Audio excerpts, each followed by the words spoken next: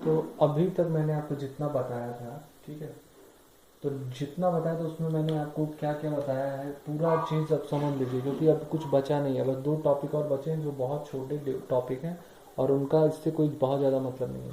मैंने आपको बताया टेक्निकल एंड कॉमर्शियल लॉस बताया, बेसिकली पहले ये समझिए, ट्रांसमिशन डिस्ट्रीब्यूशन लॉस बताया, total technical and commercial loss बताया, कलेक्शन इफिशिएंसी का नाम बताया आपको, ठीक है, कलेक्शन इफिशिएंसी बताया, और एक तरह से समझ लीजिए बिलिंग इफिशिएंसी भी बताया। तो ये सारी चीज़ें मैंने आपको बताई हैं। अब नहीं भी अगर आपको समझ में आया है अभी तक, तो मैं फॉर्मूले बताऊंगा और फॉर्मूले से ही इसका डेफिनेशन भी बनता है, ठीक है, तो इसको आप समझिएगा। तो सबसे पहले अगर आप देखेंगे तो मैंने आपको जब शुरू में ही, अगर पहले लेक्चर में मैंने आपको बताया था शायद, ट्रांसमिशन और डिस्ट्रीब्यूशन लॉस के लिए मैंने बताया था कि टोटल जितना एनर्जी आ रहा है, मतलब जनरेशन टोटल जितना हो रहा है, या फीडर को जितना एनर्जी दिया जा रहा है, तीनों बोल सकते हैं, और कितना मीटर मतलब कंज्यूमर के पास जा रहा है, अगर इन दोनों को घटा दे, दोनों का जो डिफरेंस होता है, उस डिफरेंस को हम बोलते हैं लॉस, ट्रांसमिशन डिस्ट्रीब्यूशन लॉस, ठीक है, ये भी मैंने आपको बताया था। तो अभी आप समझिएगा उस सारी चीज़ों को, क्या होता है बिलिंग एफिशिएंसी, कलेक्शन एफिशिएंसी क्या होता है, सारी चीज़ मैं आपको बताऊंगा, ठीक है। एक एक चीज़ शुरू करते हैं, ध्यान से देखिएगा, और यही डेफिनेशन भी है, यही समझ लीजिए कि जितना आपने पढ़ा है वो पूरे का ये फाइनल रिव्यू हो रहा है। ट्रांसमिशन और distribution loss, transmission distribution loss, total energy input, ध्यान से देखिए, total energy input to the system, या टोटल एनर्जी इनपुट को लिख सकते हैं, माइनस टोटल एनर्जी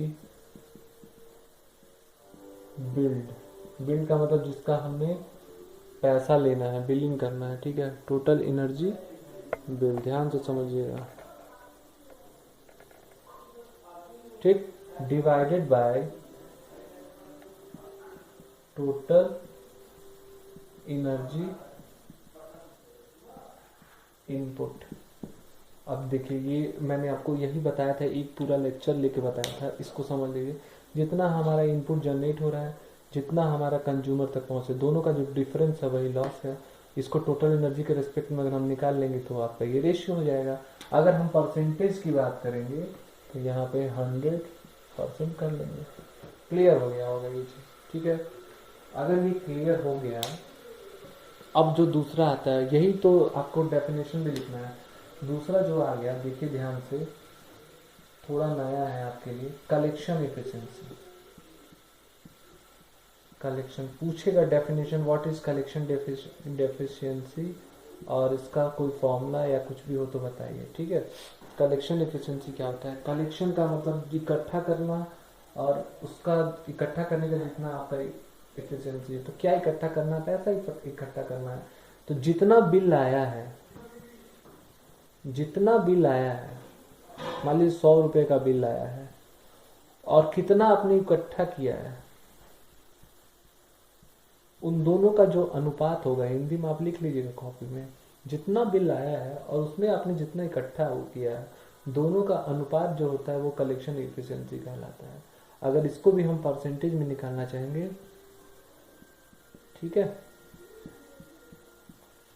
तो ये कलेक्टेड अमाउंट और बिल्ड अमाउंट। अब देखिए, एक चीज ये ध्यान देना है, एक चीज ये ध्यान देना है, क्या देना है ध्यान, ये समझिएगा, इसको मैं मिटा रहा हूँ, ये चीज समझ लीजिएगा, क्योंकि थोड़ा सा कंफ्यूजन होगा, मैं फिर लिखूंगा आपको, लेकिन अभी फिलहाल समझिए आप। जितना हमारा बिल आ रहा है, सपोज आपका बिल आया 2000, और आपने आप सिर्फ 1500 रुपये ही वसूल लिया गया, 500 रुपये आपका बचेगा या उनका नुकसान होगा, ये अलग बात है कि वो आगे ऐड हो सकता है, ठीक है। तो टोटल अमाउंट बिल में से जितना कलेक्ट किया गया वो कलेक्शन एफिशिएंसी है। अच्छा, मैं इसको इस तरह से भी लिख सकता हूँ, इसको यहाँ लिख दूँ तो 1 माइनस टोटल एनर्जी बिल्ड का मतलब जितना बिल आ रहा है, divided by total energy input, ठीक है, इंटू 100। ध्यान से समझिएगा, ये भी आपका वही चीज है, percentage T N D loss. ये सारे एग्जाम में मैं तो जितना इसमें बता रहा हूँ उसमें 2 या 4 एग्जाम में कंफर्म आएगा, ठीक है। अभी ध्यान से देखिए, जितना एनर्जी इनपुट आ रहा है और इसमें से जितना आपने बिलिंग किया है, ठीक है, 1 में से उतना घटा देंगे ये, तो आपका ट्रांसमिशन डिस्ट्रीब्यूशन लॉस निकल जाएगा, ठीक है। यही चीज फिर यहाँ भी देखिए, टोटल एनर्जी इनपुट से टोटल एनर्जी बिल घटाए हैं और टोटल एनर्जी इनपुट, तो वो ट्रांसमिशन डिस्ट्रीब्यूशन लॉस हो गया। अब देखो, जैसे ही वहां पे तक कितना अमाउंट कलेक्ट किया है, उसमें से कितना अमाउंट बिल आया और उसमें से कितना कलेक्ट किया, collection efficiency. Total energy input में से जितना आपने बिलिंग किया है, ठीक है, इसको हम बोलते हैं बिलिंग एफिशिएंसी। क्या बोलते हैं? Billing efficiency. ध्यान से समझना, बिलिंग एफिशिएंसी इंटू 100%। इसका मतलब ये हुआ कि जो बिलिंग एफिशिएंसी होता है वह क्या होता है, टोटल एनर्जी बिल डिवाइडेड, मतलब कि जितना आपका एनर्जी इनपुट आ रहा है, जनरेट जितना हो रहा है या जितना वहां पे पहुंच रहा है, उसमें से कितना आपका बिल आया है, उसको हम बोलते हैं बिलिंग एफिशिएंसी, ठीक है। अंतर समझिएगा, अंतर समझना बहुत जरूरी है। कैसे जरूरी है? इसलिए जरूरी है क्योंकि मैंने आपको बताया कि एक तो होता है कलेक्शन एफिशिएंसी, जितना अमाउंट आपका आया है बिलिंग में और उसमें से कितना आपने कलेक्ट किया, वो कलेक्शन एफिशिएंसी है। जितना आपका इनपुट है उसमें से कितना बिल आ रहा है, वो है बिलिंग एफिशिएंसी। अभी ध्यान से देखिए, तो बिलिंग एफिशिएंसी हो गया और हो गया ये दोनों निकल गया, ठीक है।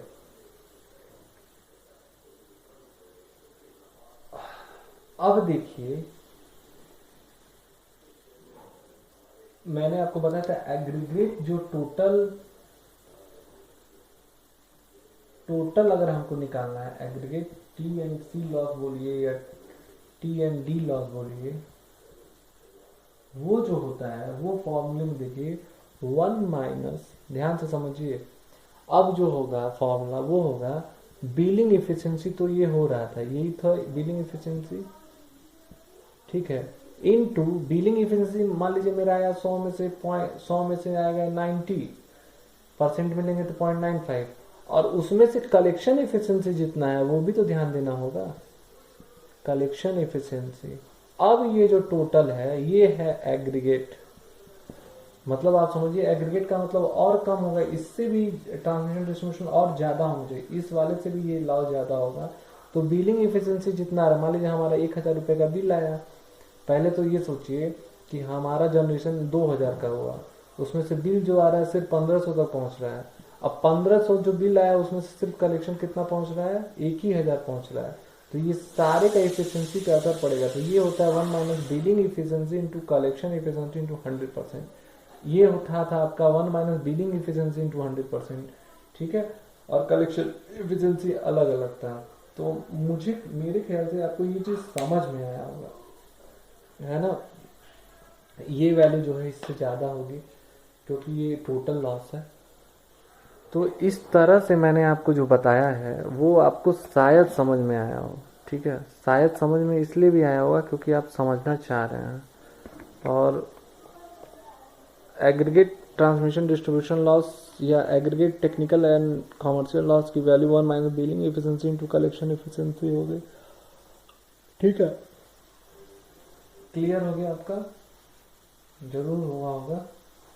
और एक चीज और अगर हम आपको बताना चाहें तो ध्यान से समझिएगा, लास्ट चीज है, क्या पता कुछ समझ में आ जाए आपको। इसको मैं बोल रहा हूँ A T and D losses या सी लॉसेस, जो भी बोलिए, बराबर, ध्यान से देखिएगा, 1 माइनस बिलिंग एफिशिएंसी क्या है, total energy bill divided by input energy, ठीक है, total input energy, total input energy. Good है। कलेक्शन एफिशिएंसी को भी दो देते हैं, कलेक्टेड अमाउंट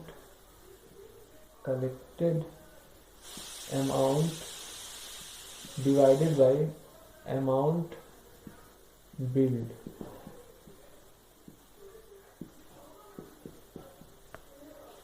ठीक है, collected amount by amount build, और 100 से हमने डिवाइड भी कर दिया है यहाँ पे, आप ध्यान से देखेंगे तो इस तरह से थोड़ा थोड़ा आपको समझ में आएगा क्या क्यों ऐसा किया गया है। अच्छा देखिए, ये जो बिल्ड अमाउंट है और ये लगभग ये दोनों बराबर ही चीज़ है। तो अगर मैं इसको फाइनली एक और फॉर्मूला देना चाहूँ, सारा नोट्स बना के आप लिख लीजिएगा, 1 minus collected amount total input energy into 100%। ठीक है, ये है आपका ईपी। लेकिन आपका मैक्सिमम टाइम में इसकी जरूरत नहीं पड़ती है। ठीक है, ये ही दिया रहेगा तो निकल जाएगा, ये दिया रहेगा तो निकल जाएगा। हमारा मेन जो होता है ट्रांसमिशन एंड डिस्ट्रीब्यूशन लॉस होता है। आई होप आपको इतना समझ में आया होगा। थोड़ा सा आप अगर आपको डाउट्स हैं तो आप आके पूछ सकते हैं, मतलब पूछ सकते हैं। इसके बाद सिर्फ इसमें 2 लेक्चर और बनने वाले हैं, उसके बाद मैं आपको नया टॉपिक पढ़ाऊंगा और ये 2 लेक्चर जो है जल्दी ही बन जाएंगे। ठीक है, तो आप लोग जितना जल्दी पढ़ाया जा रहा है उतना जल्दी इसको कवर कीजिए ताकि आपको समझ में आए। ना समझ में आए तो आप डाउट पूछ सकते हैं। Okay, bye.